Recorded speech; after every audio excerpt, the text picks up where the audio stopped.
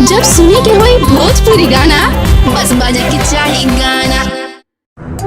प्यार हमें भी चाहिए, उसे भी चाहिए, उसे भी चाहिए, सबको चाहिए। फीलिंग सबकी अलग अलग होती है, बट मोहब्बत तो सबको चाहिए। I love you.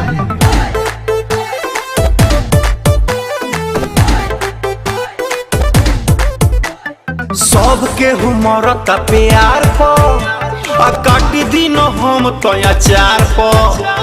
फैशन में सबके मातल हमारे सिंगार सलवार पर। सबके मरता प्यार पर काटी दिन हम तो अचार पर। फैशन में लोग बाटे मातल हमारे सिंगार सलवार पर। मेरा रतियों में दिलवा है रोता रे रोता रे रोता। यदि हमारो भतार कोई होता दबा के गोदियों में सोता। यदि हमारो भतार कोई होता दबा के रतियों में सोता।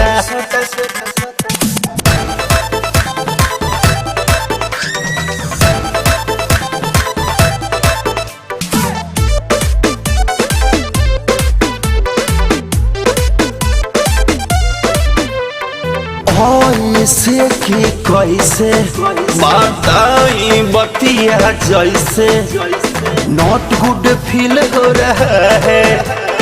आधी आधी रतिया में अजबे हालतिया पता न कब कहाँ गील हो रहा है। मिठू बोले ना हमारो रे तोता रे तोता रे तोता। यदि हमारो भतार कोई होता दबा के गोदियों में सोता। यदि हमारो भतार कोई होता दबा के रतियों में सोता।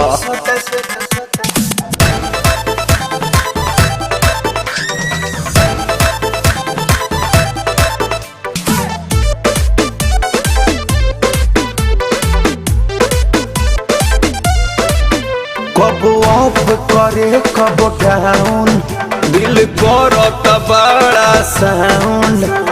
आजकल बुफर आवाज करता है कवनो दिनवा यही है। राकेश राजा ले जई है उनके ला पागल मिजाज करता है। मन मोहब्बत में मार लेती गोता रे गोता रे गोता। यदि हमारो भतार कोई होता दबा के।